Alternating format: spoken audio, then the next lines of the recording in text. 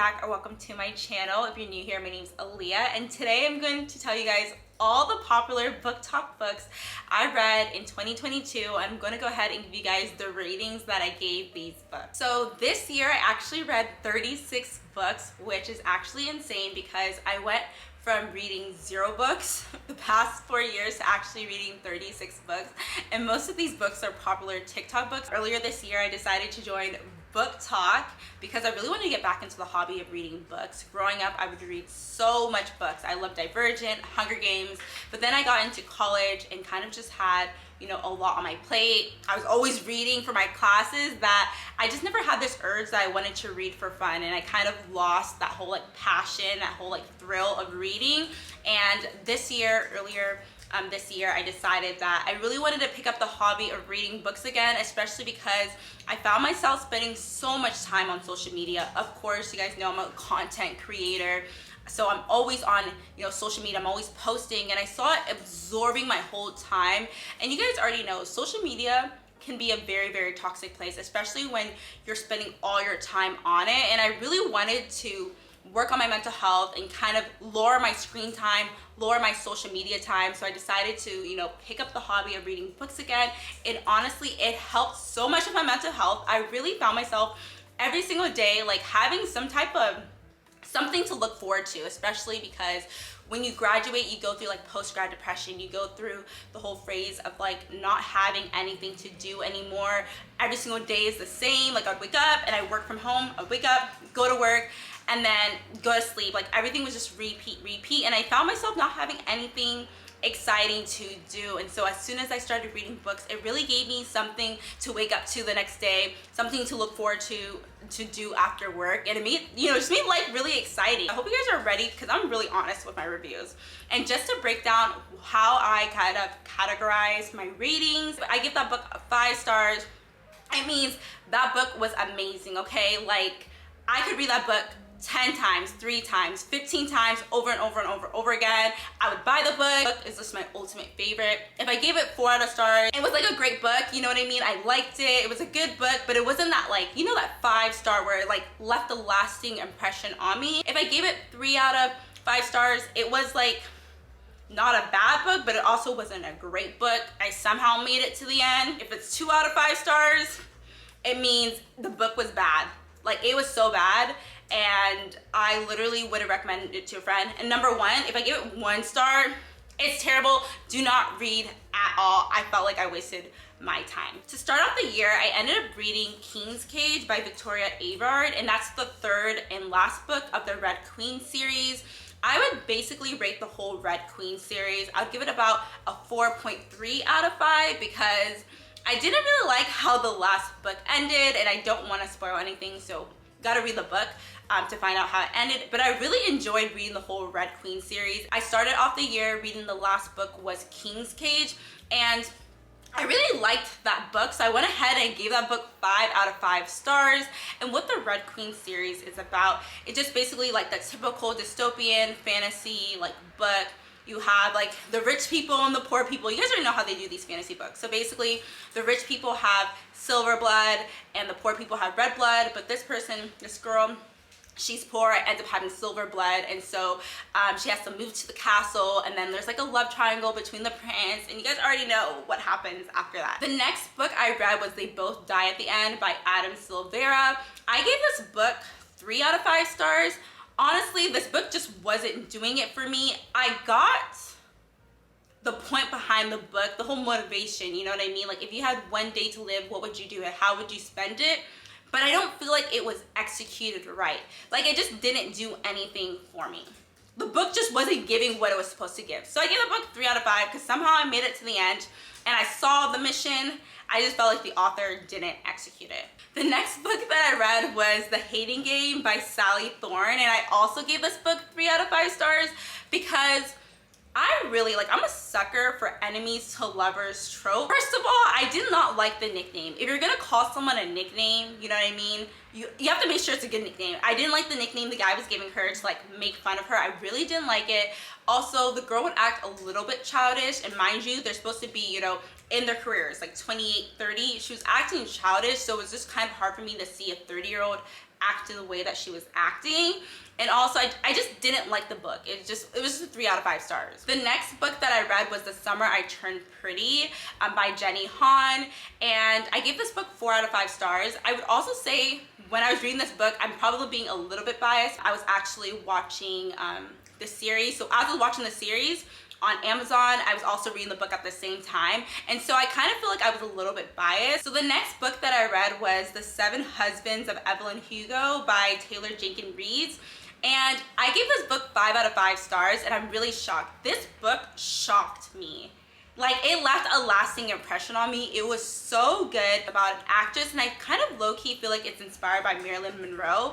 And it's just about an actress in the, I guess, the 50s, the 60s, and basically she has 7 husbands, and you know, this girl meets up with her and writes like a story about it, and she hears like her whole life story, and yada yada yada. But I really liked this book. It really did leave a lasting impression on me. I was low-key depressed for about a day. You know when you get depressed when a book is over? That's literally how I felt. I was so sad that this book was over. The next book I read was The Unhoneymmoners by Christina Lauren, and I gave this book a 3.9 out of 5. Next book that I read was The Selection by Kiera Cass, and I gave this book a 4 out of 5 stars. It honestly reminded me of The Princess Diaries, which is also one of my favorite movies ever. So I also read Prodigy by Mary Lou, which is the 2nd book out of the Legend series. I would give the whole overall The Legend series a 5 out of 5 stars. Once again, guys, I'm a sucker for dystopian books. I don't know what it is. It's something about those dystopian books that just gets me. I blame Theo James because Divergent was actually, I believe it was my first dystopian book that I've ever read, and you guys know, and then I watched the movie, and you guys know Theo James. And so I feel like he's the main reasons why I love dystopian, because I imagine all the characters as him. People we meet on Vacation by Emily Henry, and I gave this one a 4.8 out of 5 stars. It would have been a 5 out of 5 stars, but it was a slow burn. We are moving to the first 1 out of 5 stars, but it basically was The Summer of Broken Rules by K.L. Walters, and I give this book 1 out of 5 stars because it was terrible. I know people are hyping it up on TikTok. I know they're saying, oh my god, Taylor Swift. I'm a Swiftie. I love Taylor Swift, but this book, I was like, BFFR, please. Be real right now, because this book was terrible. It just didn't really make sense to me. I just felt like it was just such a TikTok book. After reading that terrible book, I thankfully changed, and I ended up reading Before We Were Strangers by Renee Carlino, and I gave this book 5 out of 5 stars, especially because it takes place in my favorite place, which is New York. And once again, it's a childhood to lover trope. I love childhood to lover trope. Also, it's second chance romance, and I always believe in second chance romance, except when it comes to my life. If you an ex, stay an ex, okay? The next book that I read was It Ends With Us, and I know there's controversy surrounding Miss Hoover, Miss Colleen. I know there is controversy surrounding her, but this was actually one of the first books that I read. This was before the controversy, so please guys, don't fight me. But this was probably one of the first books that actually, once again, got me back into reading. If you're really thinking about getting back into reading, this book, controversy aside, this book was actually such a great book. I can't really explain it to details because I don't want to give out the story behind it. Anytime my friends ask me like, what is this book about? I'm just like, you have to read it because it's kind of really hard just to explain it. But basically, It Ends With Us by Colleen Hoover. I actually gave this book 5 out of 5 stars because this book really helped me get back into reading. And so if this is something that you want to do, get back into reading, I feel like this book, It Ends With Us, it moves at such a, you know, fast rate, but not a fast, annoying, you know those books where it's just like moving too fast?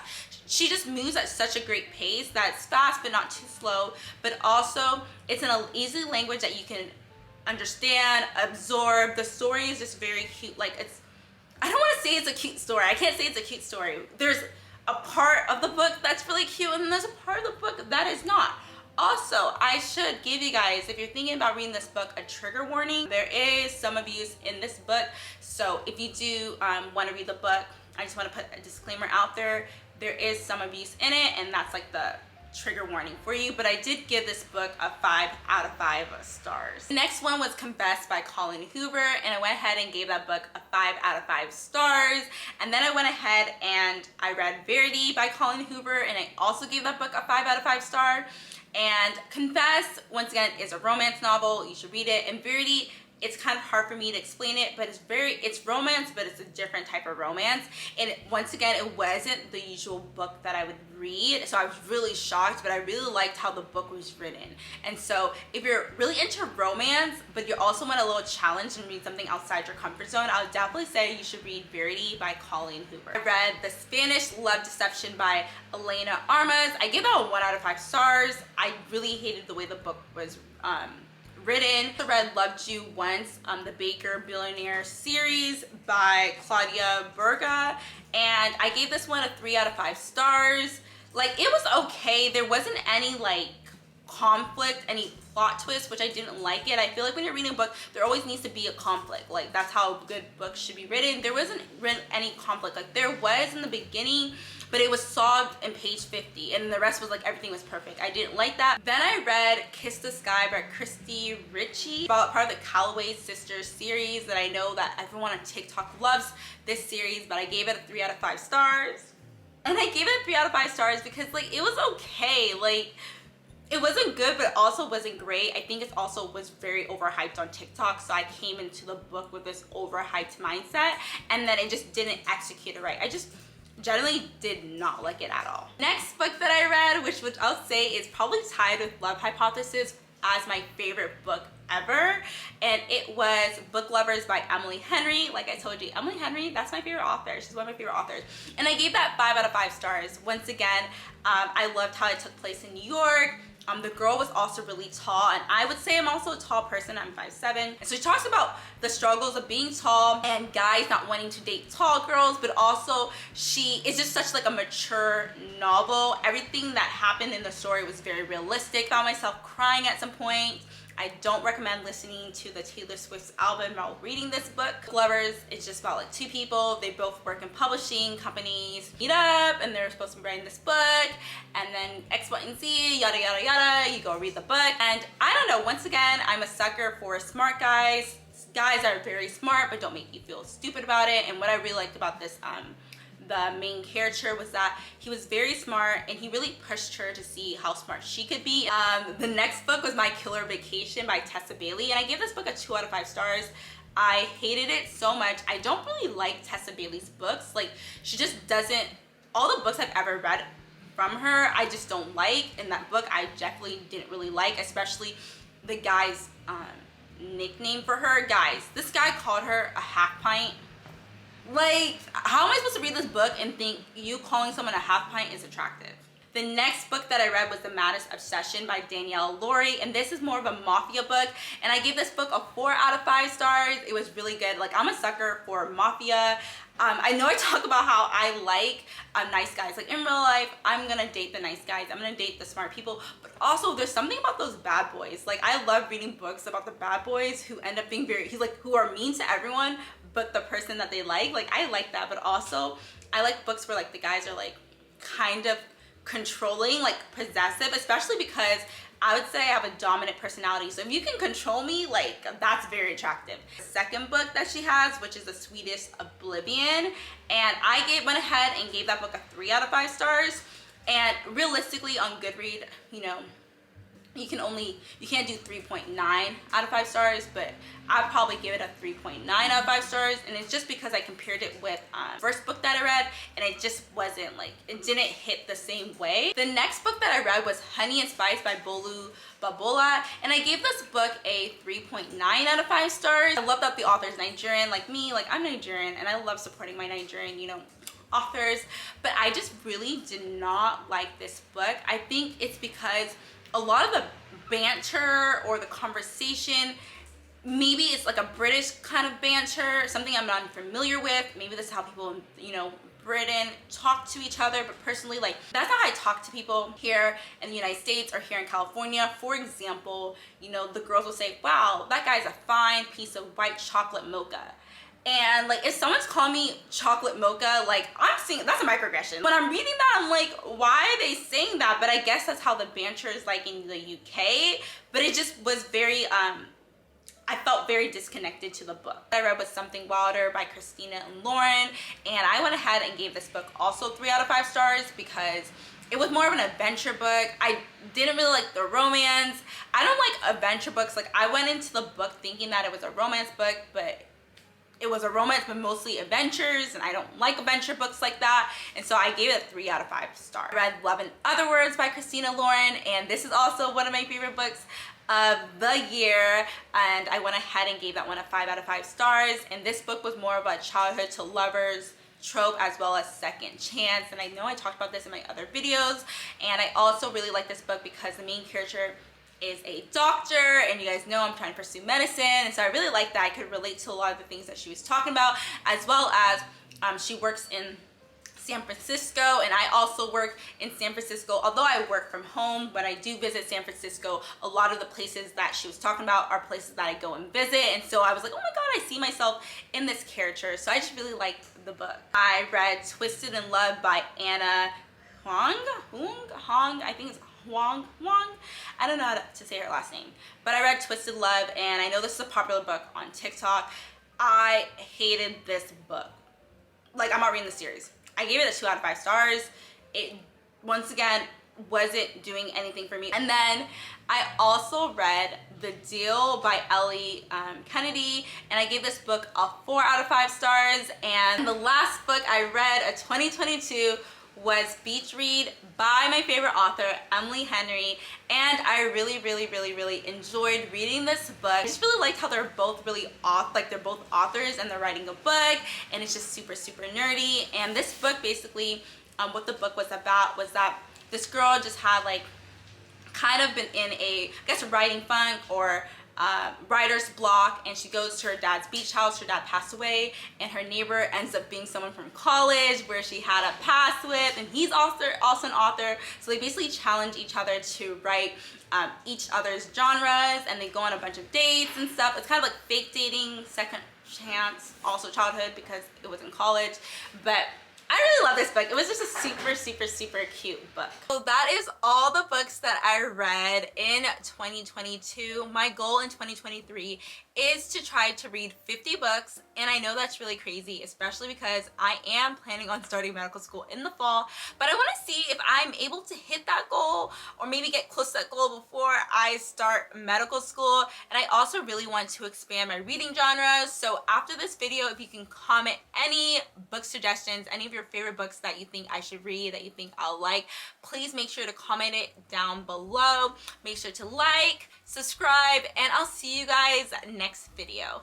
Bye!